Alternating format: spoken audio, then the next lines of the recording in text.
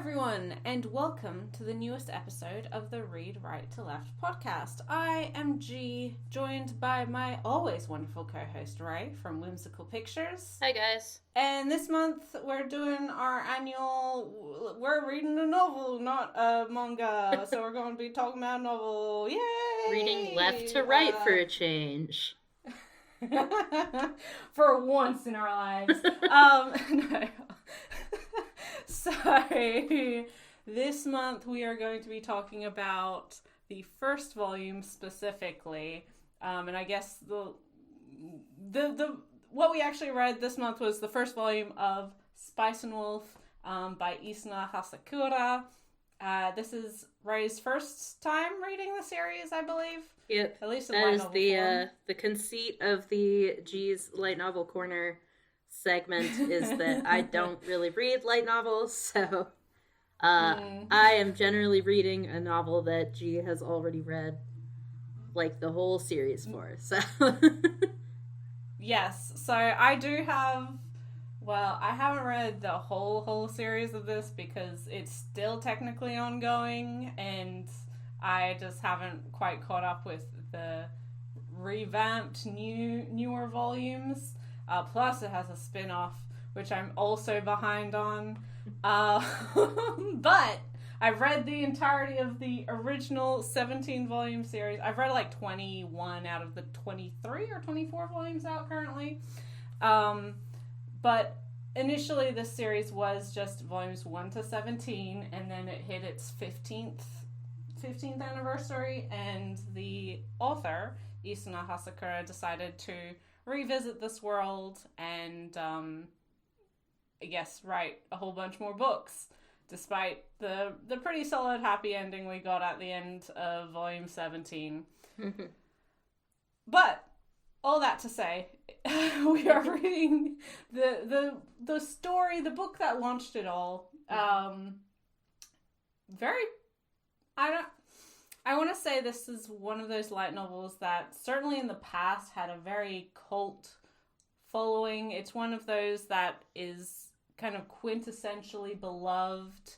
And one of the earlier light novels, before we would get every trash web novel that's ever been looked at in Japan.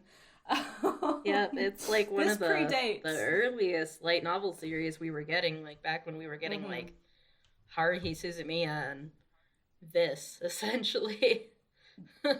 Haruhi, this, and then Kieli, which like nobody has heard of because that one does not have any anime or manga adaptation. Well, actually, that does have a manga adaptation. I mean, and not Boogie Pop Phantom. We had what did we have? We had the 12 Kingdoms, which is not a light novel, but yes, we got the first 4 of those.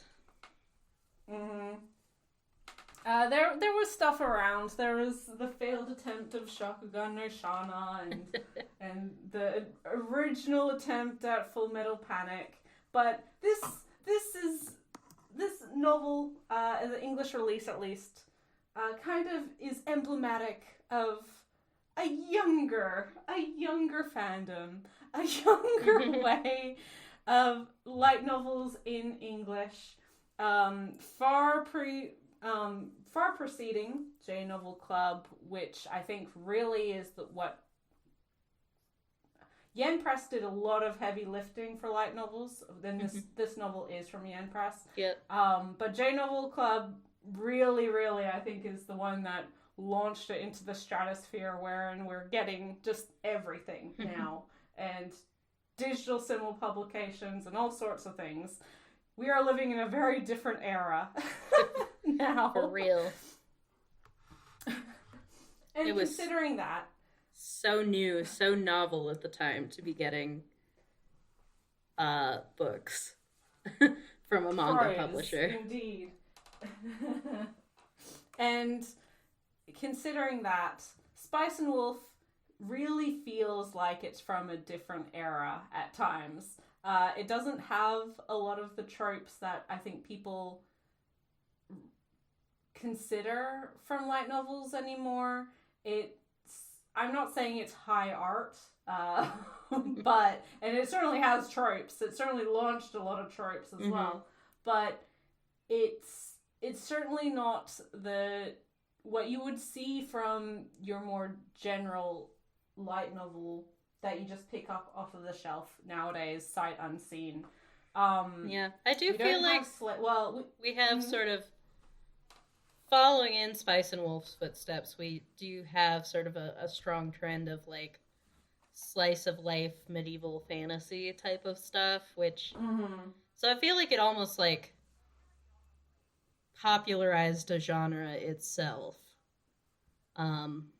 alongside of course like RPGs and stuff, where it's like people just kind of want to hang out in those fantasy worlds, so we get slice of life fantasy from that as well. But there's definitely a lot of Spice and Wolf influence in that side of light novels, I think. Plus, it also has, the appeal of the sexy anthro girl with ears and a tail. Yeah, which is and what's really everywhere. Novel about her is that she's not the protagonist's slave. Yeah, I know. It's almost like slavery is treated like a bad thing in this series. Because I'm not going to say there's no slavery, but it's not like, oh, but it's good slavery, though. It's the slavery that, like, slaves like.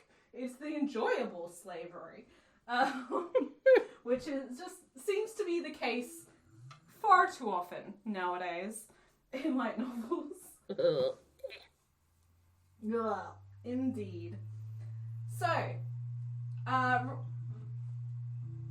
although we're waxing poetic a little bit about the industry and where this light novel sits in regards to English publication of light novels, this recently, actually right now, is getting a new anime adaptation. I haven't watched it, heard some mixed feelings about it, but it is one that's gotten a couple of different adaptations. And it is very, very popular, even still in Japan, and even still in English-speaking fandoms, especially when you're a fandom old like me, which is horrifying to say, at 30. Back in my day, they tried putting hideous live-action covers on the light novels and tried to sell them with the fantasy novels instead of together with the manga, and it didn't work. Quote unquote. And I may have mentioned this last episode, but I indeed had one of those terrible, terrible live action covers. Thankfully, by the time I bought that iteration of the publication, Yen Press had already gotten, too many angry emails from fans saying, what the fuck, guys? That they had moved from just printing the cover as a horrible Photoshop to making the horrible Photoshop a dust jacket and then having the Weeby artwork underneath. So if you so wanted to have your Weeby books on display, which is like every fan, let's go. We're not going to act like anime and manga fans have any shame, alright? People aren't going to be embarrassed reading the sexy wolf book on the train. They'll just do it. You know what? Okay, alright. We were ahead of time. We were predicting things, like, honestly, because like now every novel has to have a cartoon cover. That's like the thing. Mm-hmm. Like, it's tired at this point. We were ahead of the curve, okay? And all the more so if it has a sexy animal girl on the front. So, just make everyone on the train uncomfortable. It'll be great. So, with that being said, Ray, would you like to give a quick summarization of this first novel? Alright, I'll do my best. I had seen, like, the anime prior, so this was sort of just like a reawakening very old memories of watching the first season of the show. But so basically we have a traveling merchant in I guess a fantasy world that is not unlike medieval Europe. Um Mm. so and we have our traveling merchant. His name is Lawrence. Um he is, I believe, just headed up to a mountain village to trade some wheat. They've had a good harvest. They can't really it's more difficult for them to go into the city and sell off the wheat than to conveniently dump it Mm. off on a traveling merchant, and he knows this, so he explains his whole savvy scheme to us, how he turns a profit with the wheat from the villages in the mountains because he is one of the only merchants willing to go up there. Mm. He is turns out to be there right around their harvest festival, which is sort of a relic.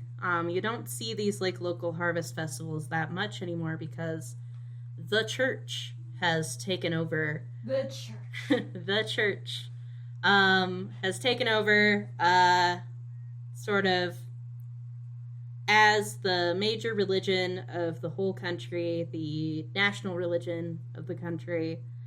Um, and these little festivals that are still remnants of worshiping older gods are dying out. So Lawrence considers himself rather lucky to be here for this somewhat unusual thing to see. And he's also sort of musing about how lonely it is traveling alone as a merchant all the time, and how he really appreciates his chances to stop in at villages. And he really appreciates when the people there are kind enough to invite him out drinking, or um and when he gets to catch up with them, because he's really getting lonesome. He's getting to into he's in his 20s, isn't he? But it's late 20s. Yeah. It's medieval Europe, so he's I'm really getting up there in years. I'm gonna lose my chance to settle down. He gets quite a few comments across not only this book, but across the series in general. It's well, especially this first book, before we're introduced to Hollow, it's man, you sure could use a wife. And so that's the conundrum of man, you're just getting on in years. You're 27. You're just any older, and no one will want you. Just so. I mean, he is also prematurely gray, so.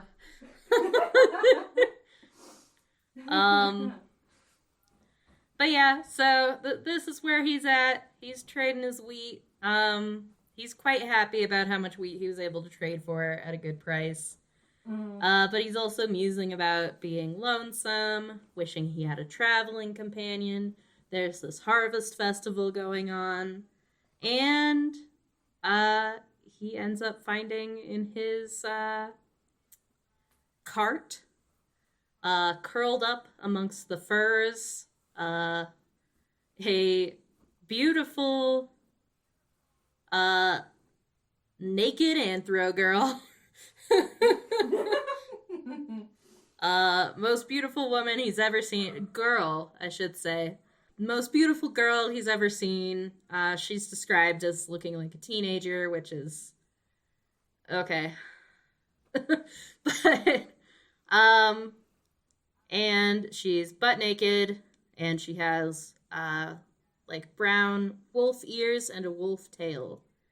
And his first instinct is to think that she is possessed by a demon, and he should take her to the church. But she introduces herself as the wise wolf Holo, which he knows from the local festival is the harvest goddess in the region. Who worship of her really isn't a thing anymore, but she still comes up by name in this sort of relic of a festival. And basically the idea is that the wise wolf Holo will reside within the last sheaf of wheat that gets picked. And he happens to have just bought that particular sheaf of wheat. So, oh my god.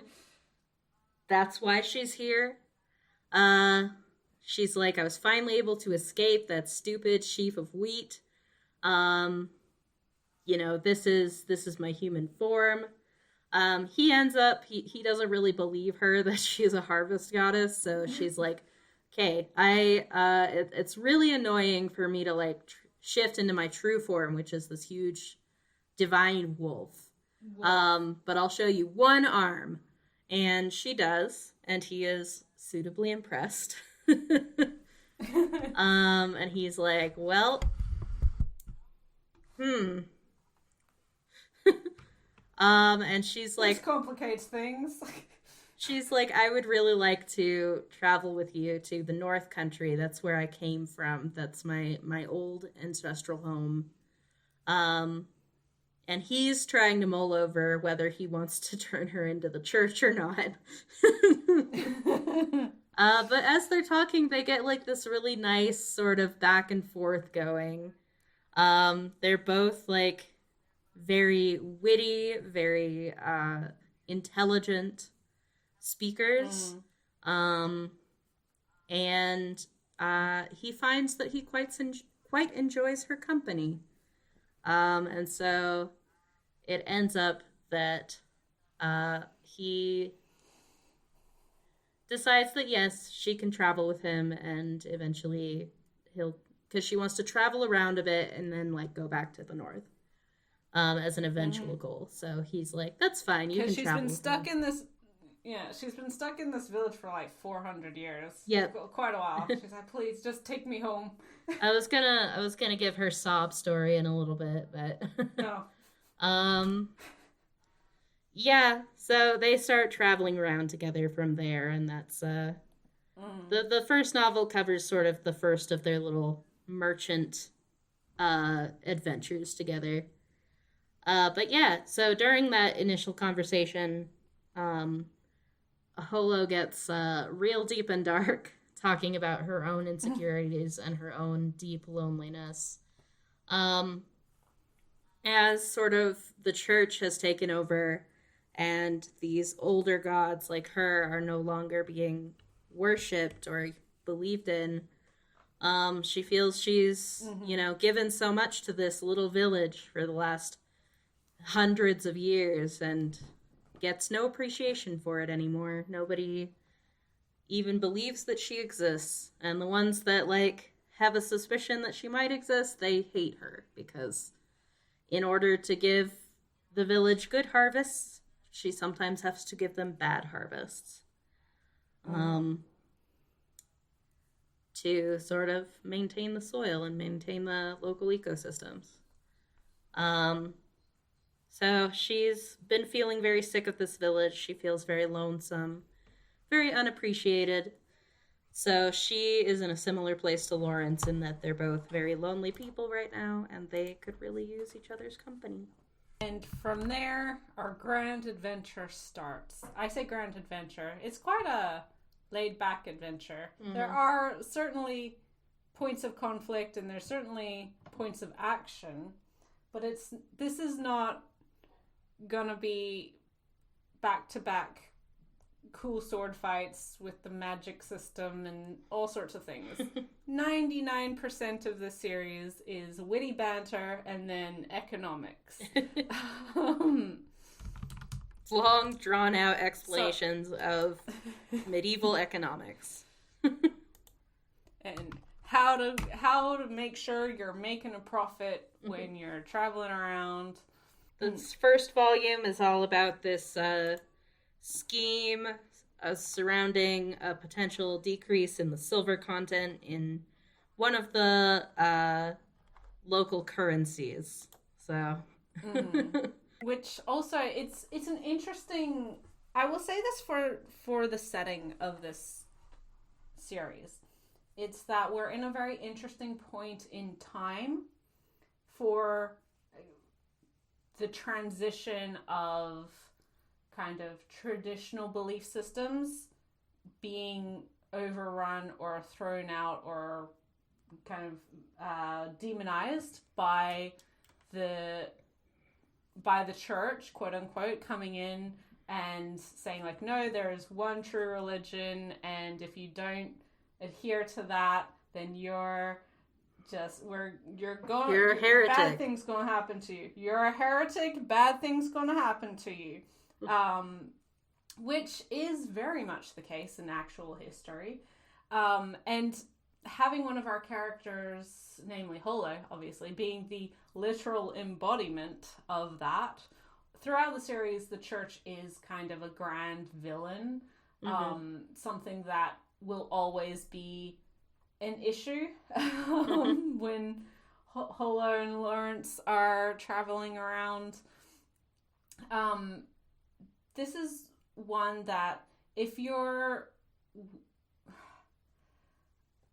I really appreciate how these characters, especially the conversations between Holo and Lawrence, do, as you said, like sound very, I don't want to say mature, but like, although Holo looks like a child, she doesn't talk like a child, and she doesn't act like a child. She's not a baby. She's literally called the wise wolf, Holo the wise wolf, and she continually proves that once she gets more aware or more informed about the society that she's now interacting with, right? Yeah, it's consistently a thing where it's like Lawrence will like explain some economic concept to her, and like she will grasp it better than he ever has, like before he even finishes telling her what it is. Plus, she also has this amazing ability to hear lies through her wolf ears, so that also gives them the upper hand when it comes to business dealings. It allows Lawrence to not get scammed quite as much as he may have otherwise. So that's sort of their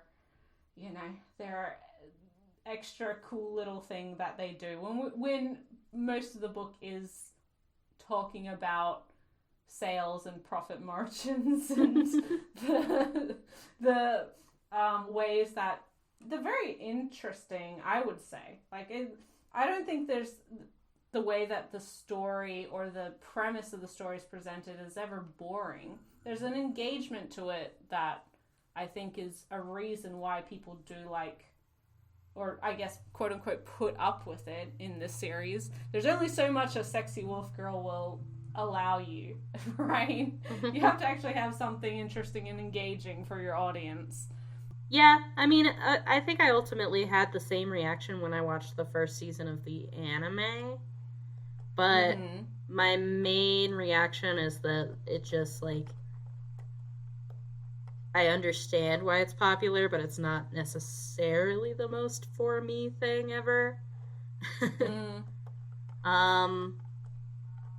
It's just not a series I would necessarily go to on my own accord, because I do prefer something with...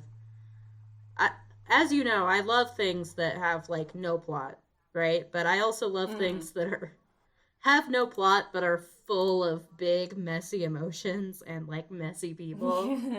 Lawrence and Holo just aren't all that messy. They have a very healthy dynamic with each other. They get along quite well. They obviously have their squabbles and their fights, but this is a very, like, very, very healthy dynamic between the two of them overall.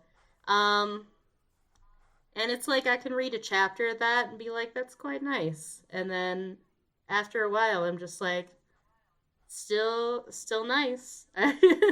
It's nice, I guess. Yeah. Which is like, I don't know. I feel like I'm not even really criticizing the book, because I'm like, it's not you, it's me kind of thing. But yeah, I feel like I had the same reaction to the anime way back when I watched it. Yeah. It is one of those series that, as you said, the relationship between our two main characters is very strong, and from the very beginning it's very strong. Most of the issues or drama are external, right? They are imposed upon the two of them. They do certainly fight, as you said. Throughout the series as a whole, there's a lot larger conflicts that they become involved in. It's not as easygoing throughout the course of the series, I would say. I also think that once the series introduces its third, I guess, main character, which is Cole, who's like a young boy who starts traveling with them, that it does give another aspect of or dynamic to just the pair of them together, especially because Cole he's a very, like, personally, he's my favorite character. I think he's very interesting. He has a very, his motivation or his background is very well done, in so that he is training to join the church, but through the lens of wanting to go back to his home village and preserve the local traditional beliefs, without the fear of, like, just some random, priest or whatever coming in and taking away or changing the belief system of that village.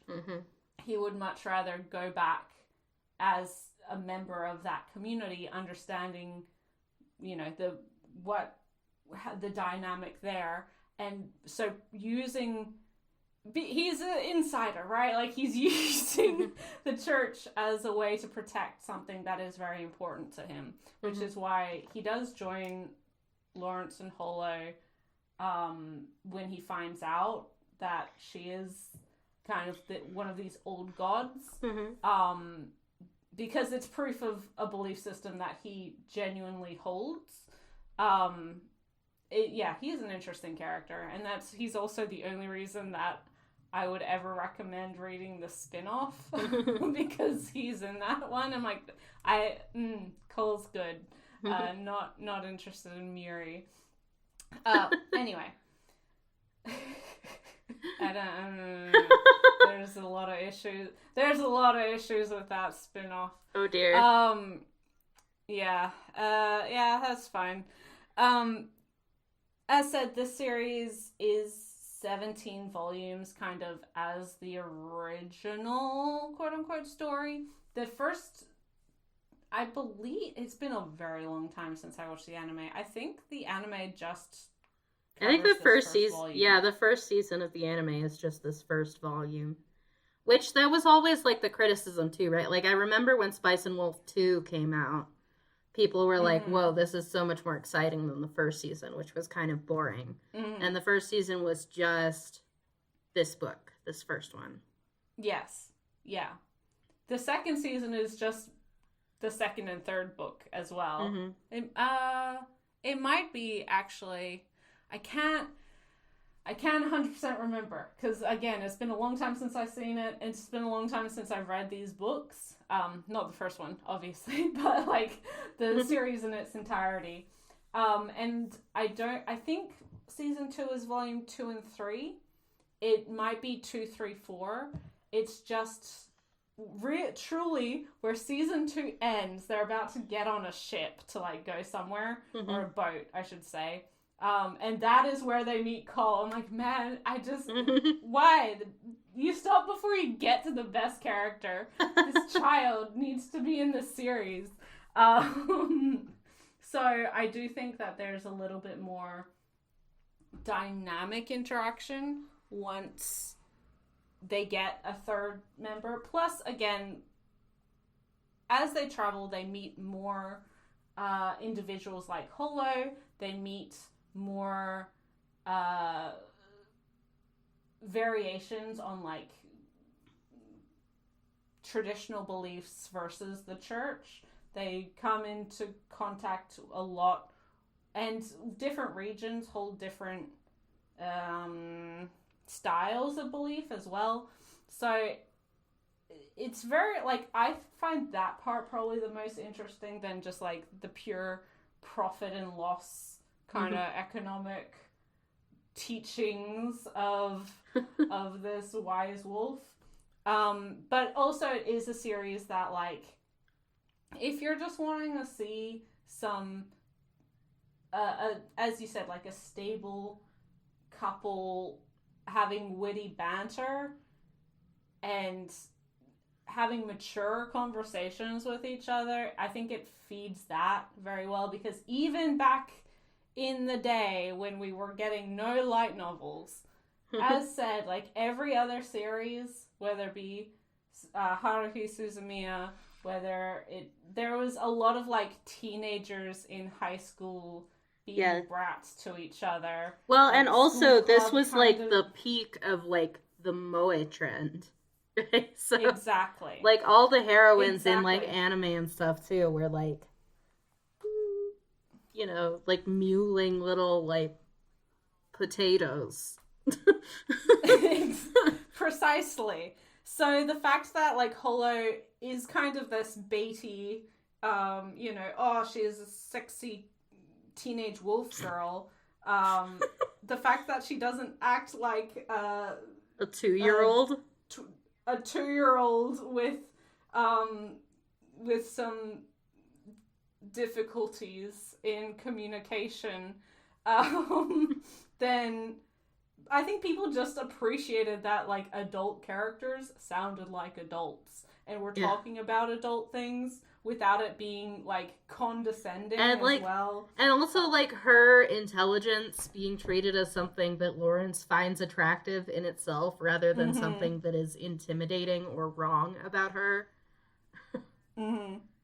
And for like as much as people try to play it off, she's not a tsundere, like she really isn't. I know people are like, oh well, you know, but I'm like, no, she's not. There's always a very equal, respectful interactions with each other, which also was just if you weren't moe, you're tsundere, or both at the same time. Probably both. And let's be real. Yes, yeah. So again, the fact that it wasn't just like snide comments constantly and you questioning like, why do these people even hang out with each other? Like, what is this? Do they like each other? What's going on? There's only so much you put up with for money. Well, it's like, since the book is largely from Lawrence's perspective, you really do get that back and forth element of like, you know, she's enjoying picking on him and like he's enjoying being picked on and picking on her in turn. Like they're enjoying the back and forth together. She's just a mischievous person. She is a very capricious goddess. And that shows a lot. She's not like trying to be mean or anything. And usually when she gets petulant with him, it's because he's stepped on a nerve relating to her like past trauma or her loneliness. More so than like usually if it's not that, like she's just putting on a show of being petulant just so that she can like set him up to walk into another verbal trap, essentially. Exactly. Plus, there are times where she will act petulant in public, but it's in order to then use that against, like, a lot of merchants who are like, oh, you need to be nicer to your lovely young wife, right? So she uses it as a way to get more from other people than actually being a reflection on their relationship. She knows what she's doing. She's smart enough to take advantage of that because she knows how she looks to other people, right? Yeah. So it's not this uninformed, maybe is the right word, uninformed application of just being bitchy. Yeah. She's actually quite even-tempered with Lawrence. They're both like, again, they're both pretty stable people. Like, they get along very well. They hit it off right away, and they stay hitting it off. I do want to complain about one light novelism that is present. And it's, I mean, it's more obvious because of how, I guess, let's say simplistic, I guess, light novel writing tends to be. But it's certainly just, I think, a men writing women thing. Oh, absolutely. I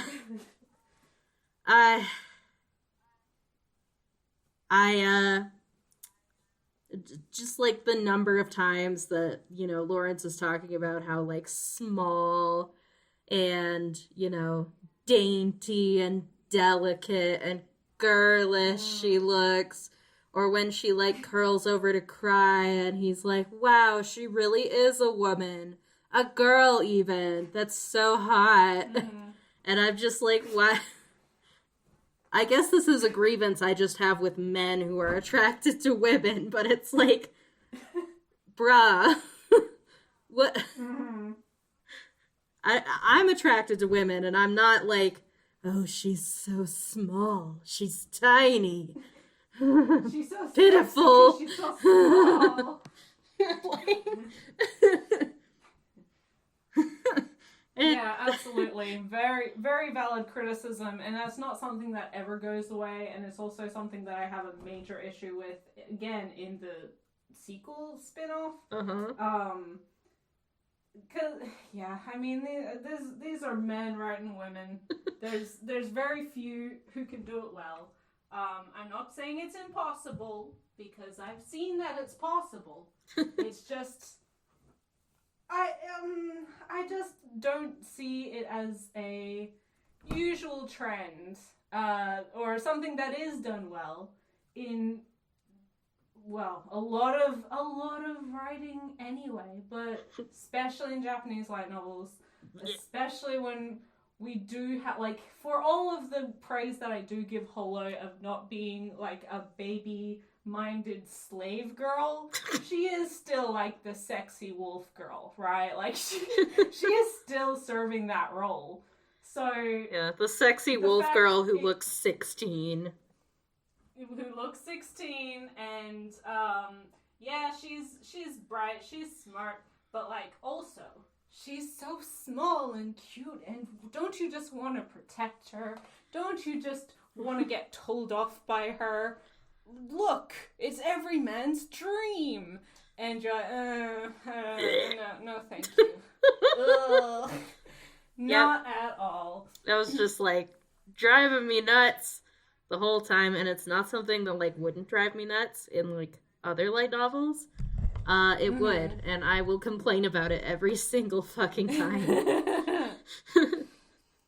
And it's like, yeah, right now I'm reading Gideon the Ninth, which is about lesbians, and it's just the way it describes its women is so profoundly different from how men describe women who are meant to be attractive. It's also, I think also it's, I mean, yeah, this is pervasive in,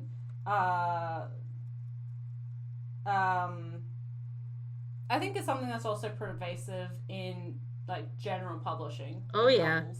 But I think, but the way that light novels, even back then, were published, like, very, very, it wasn't as bad as it is now, where it's just a glorified fan fiction that gets published online. But there's still a element of, like, magazine publication and churning out as many volumes as possible per year. That, like, this, and as you said, like, the light novels are not high, or they're just written very simply. That's the point. They are light novels. They're something you read on the train, or at least that's what they used to be. Not so much anymore.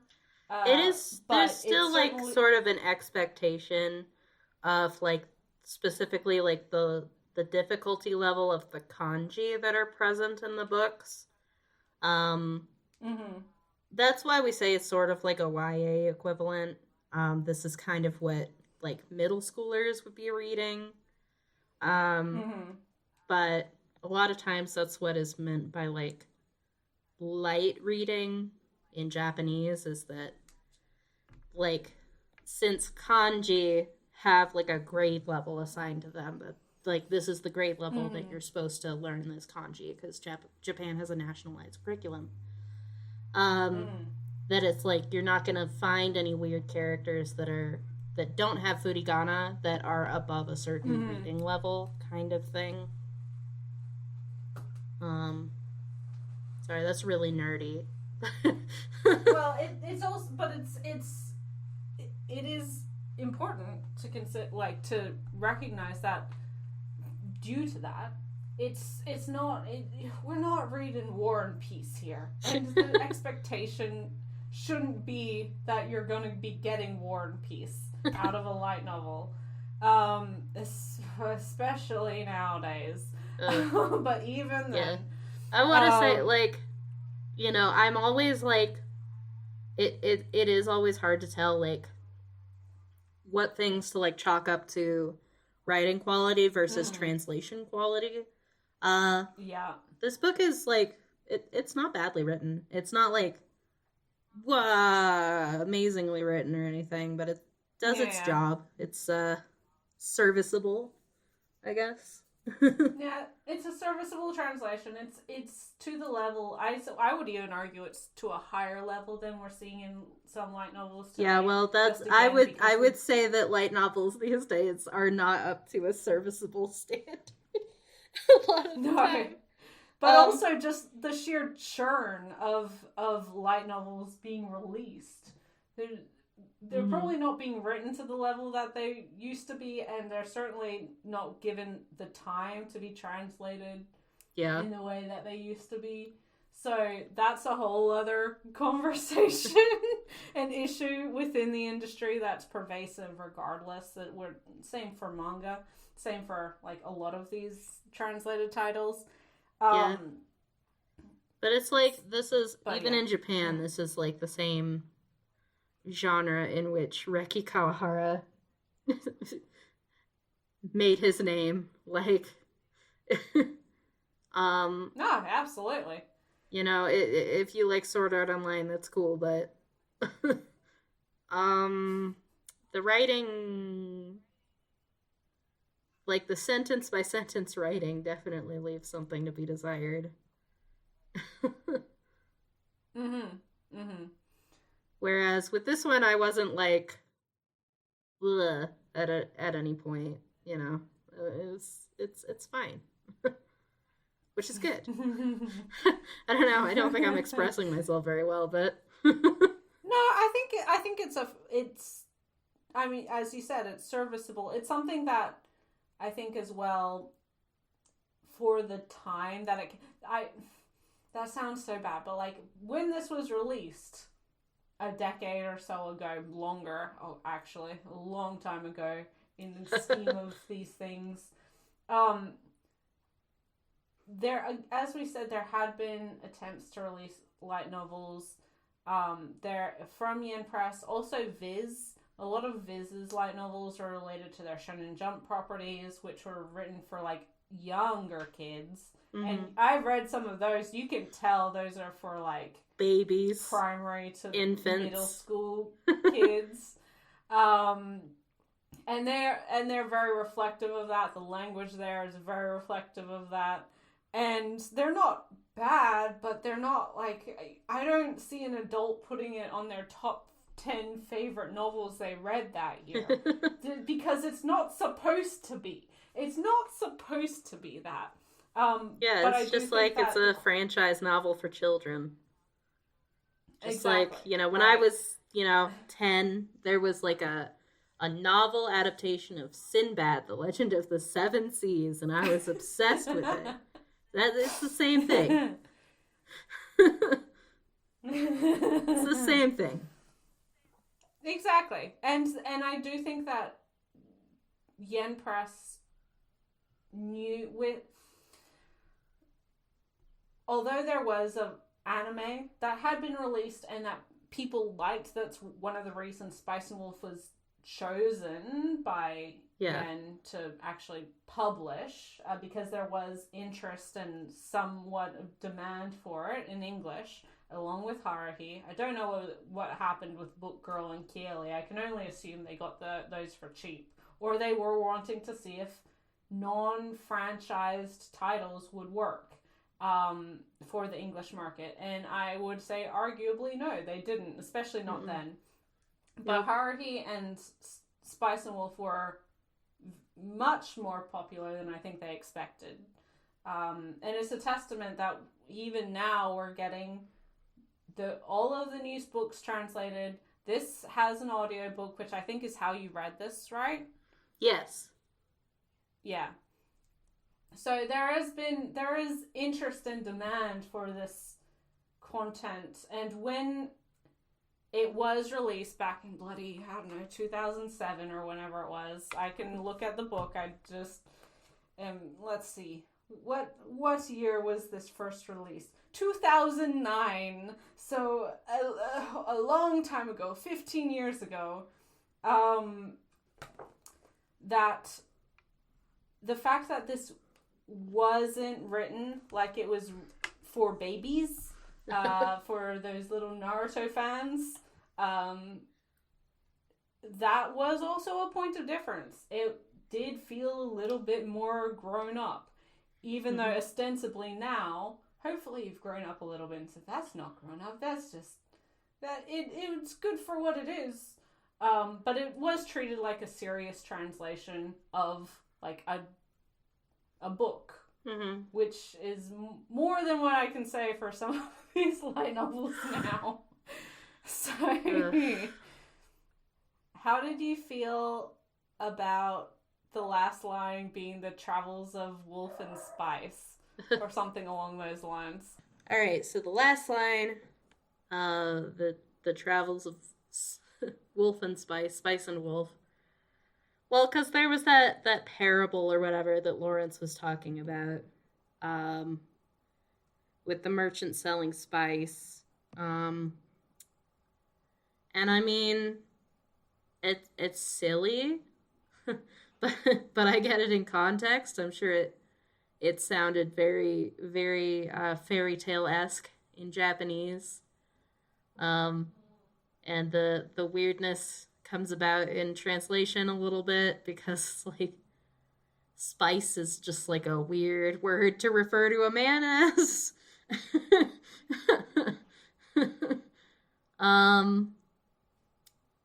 But I don't know. It's fine. It's quaint.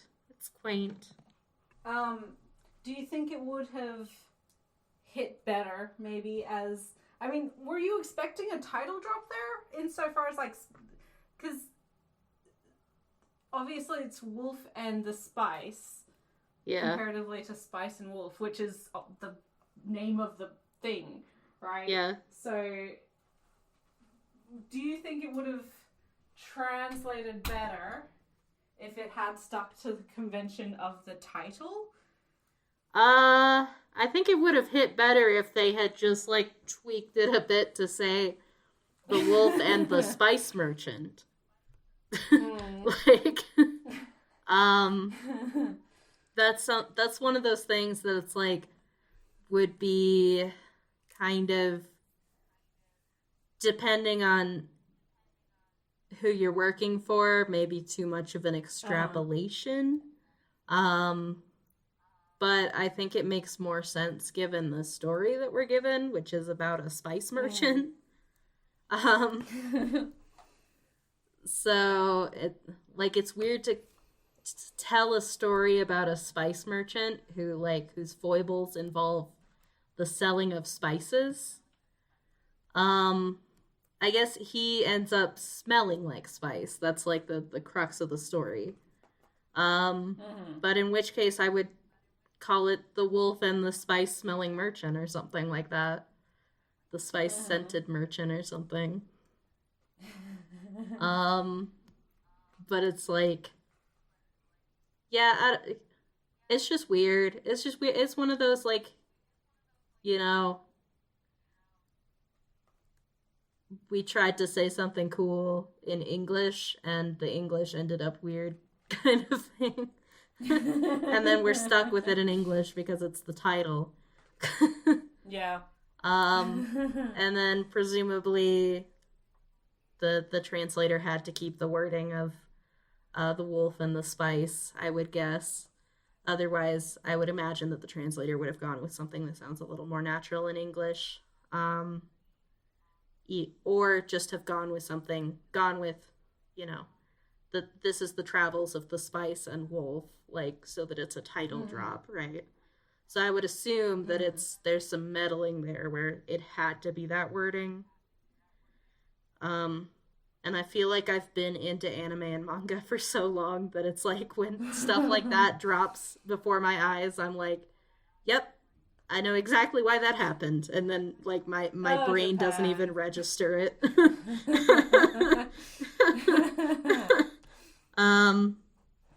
Of course I don't know for sure, but you know, I feel like as weebs, our brains are trained to recognize places where that is probably the case. Yeah, absolutely. So yeah. If I was just translating the book for fun, I would probably go with the extrapolation to make it something about a spice merchant instead. But if I was translating it professionally, I wouldn't do that. So, you know. When you translate professionally, you do what you're told by the people who are paying you. Yep.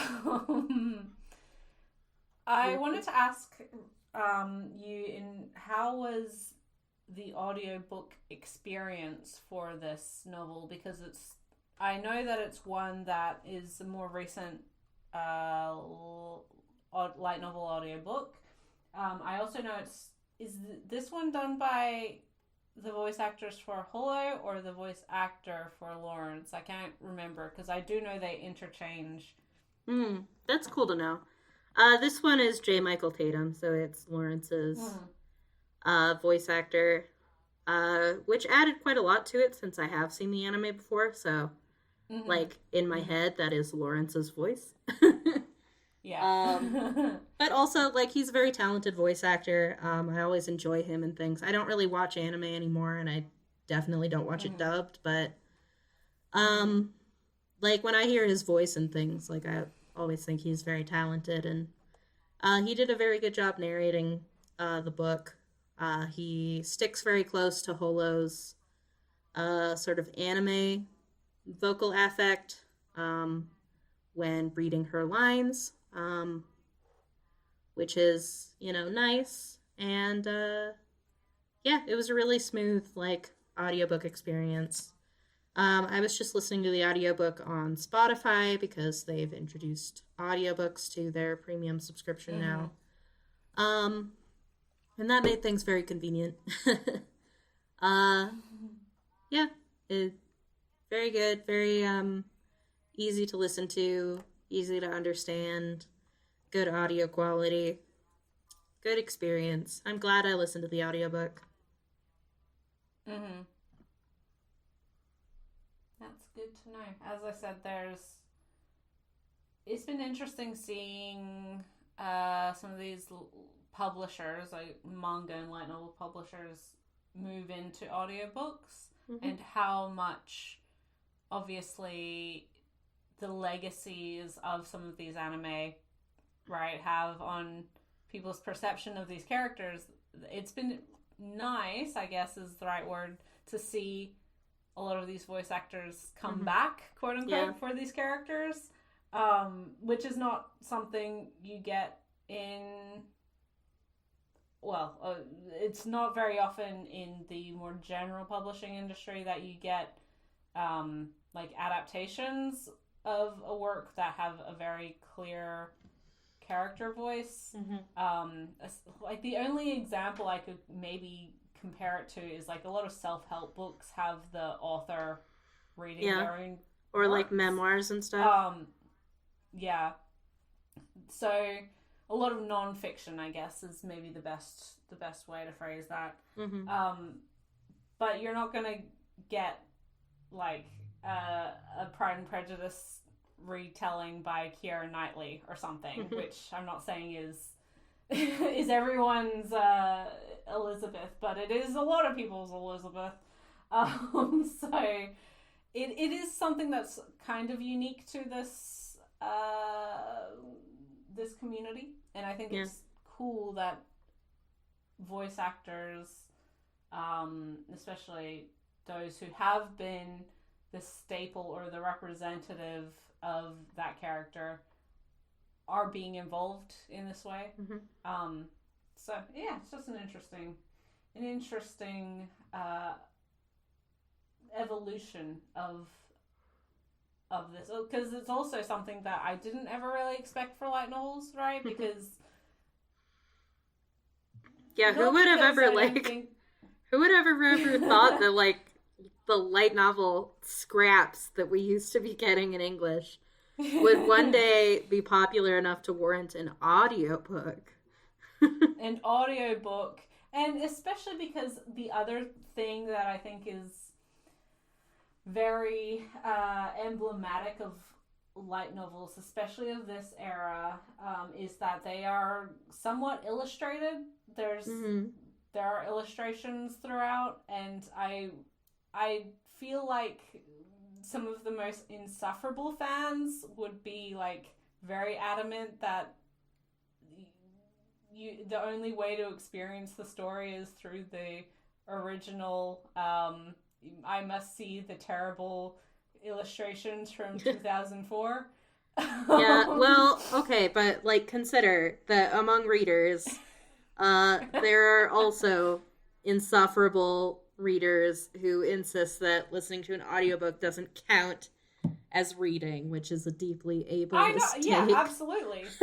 Exactly. So that's why I'm also like surprised that we've gotten so far. We've moved so far in fandom that like light novel audiobooks are a not only accepted thing, but a celebrated thing. Every time either Yen or Seven Seas or even J Novel announces one of their books as an audiobook, people go fucking crazy. I'm like, oh my gosh, amazing! Look at this. I'm interested as well. So was this just like a pure reading of the text, obviously by a voice actor, but like there wasn't any interstitial sounds, background to it? It was just reading? Every once in a while there'd be like some really light like sound effects, like maybe birds chirping if it was like morning or something. Especially in the climax, that, you know, like the pawing of like her wolf feet, stuff like that. They might have footsteps. But it's not like, it's certainly not like a full choral reading like you sometimes get with audiobooks, which honestly, like, I know it's kind of a hot take because like those like full cast recordings are considered like the best of the best when it comes to audiobooks. I prefer a single narrator with some like, if there's going to be sound effects, it being very light and unobtrusive. So I was perfectly happy to just be listening to Mr. Tatum read me a storybook. Like, but yeah, I mean, it's pretty simple. I thought that the sound effects that were there were very tasteful and unobtrusive, so it was my kind of audiobook. Very good. Very good. So, yeah, that's the first time we've actually covered a light novel in this G's light novel corner. Yep, because we did Dawn May last time. Yeah. Which is a whole other kettle of fish, as we talked about.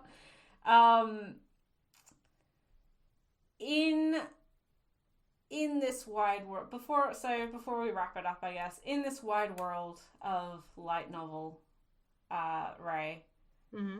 how do you feel? How are you placing Spice and Wolf?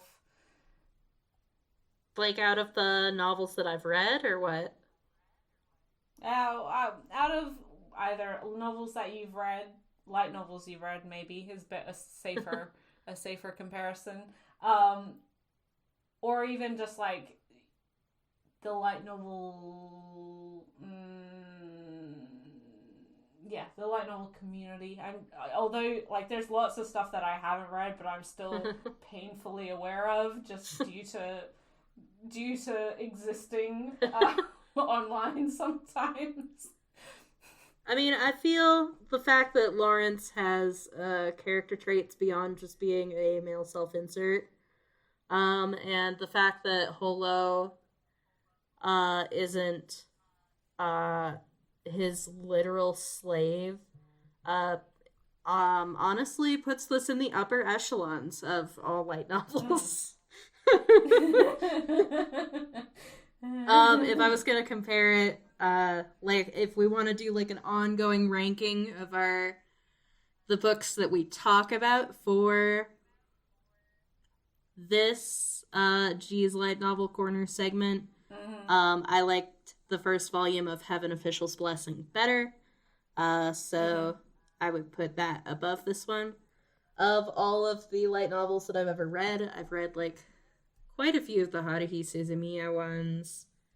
I've read some like franchise novels. Like I'm not much of a light novel reader, right? So that's why this segment is here. But it is better than Haruhi Suzumiya.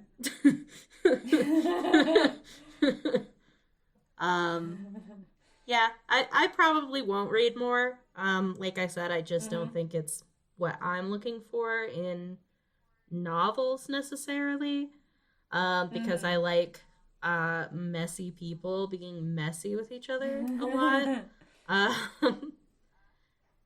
But I enjoyed the experience of reading the book, especially of listening to the audiobook, and I have fond memories of the anime, which this brought up for me. So overall, positive experience. Yay! I never want this to be a negative experience for you, right? Or if it is, it's a negative experience for the both of us, and then we just bitch about it. Imagine if they come out... You know what? If they come out with a Darwin Incident novel, and then translate it into English, we're gonna have to do it for this corner. I'm already contemplating the fact that they're making an anime. And we might have to just watch the first episode and cry. We should do like a special like episode of the podcast that's like visuals, so like we do like our reactions to watching it live.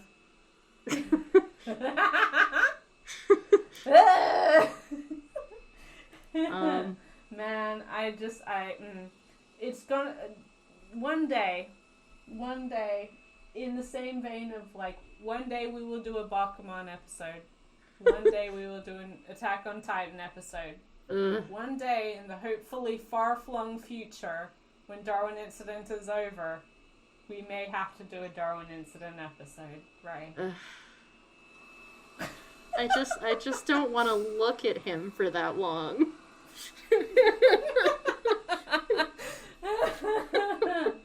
He's so ugly. I wonder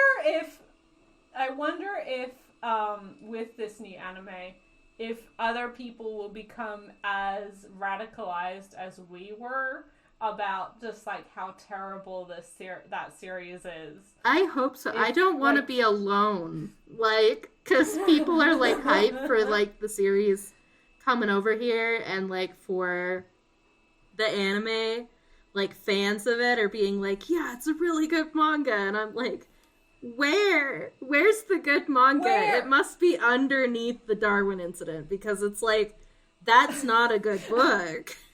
It's against all the racism and all of the just terrible, terrible messaging, all of the anti-veganism, all of the everything. Where is the good? Like, oh my god. I hope that because once something does get an anime, it does open itself to like a lot more people, right? You know, the manga community is large and vast and, you know, varied. Mm-hmm. But the anime community is so much larger and vaster and more varied, right? So I can only hope that once Darwin Incident drops, people are like, oh my god, what the fuck? I can only hope. Please, anime gods. I know that, like, especially racism stuff, like the amount of POC anime fans, they can't get away with the racism that is just throughout Darwin Incident in the way that they could. It's so bad. So now we see in this episode about the first Spice and Wolf novel how all of our podcasts from here on out will eventually, inevitably, inexorably dissolve into complaining about the Darwin Incident.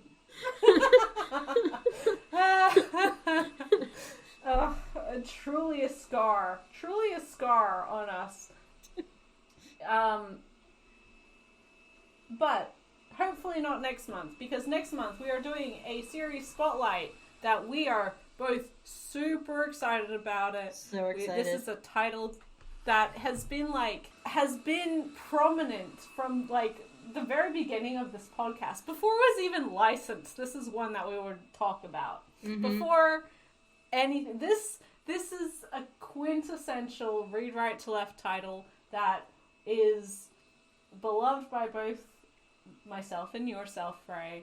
And so to celebrate the final volume being released in English, we are going to be spotlighting Shonen Note by Yuki Kamitani. Woo! And the crowd goes wild. I'm so excited for this one. It'd be nice to talk about something enjoyable. Like, really enjoyable. So good. I can't wait. Like, I read this in Japanese, like, years ago, and I've been pestering G about it, torturing G with it, and it's finally out, and it's finally gonna be all of it out in English. We can finally share our thoughts and feelings and tears together. I'm so excited. It's gonna be so good. We're going to be talking about all 8 volumes of Shonen Note. We are going to cry and laugh and just feel all of the emotions together. So if you have any questions regarding Shonen Note or on the series itself, or again, you can also ask questions regarding this creator, although we have done a episode already on their work. Yep. So you can refer to that. But always happy for any kind of questions. You can send them in. We will be posting about it ahead of recording on my Twitter, or X, I guess, at G_reads. That's GEE_reads. Be sure to follow Ray on her social medias.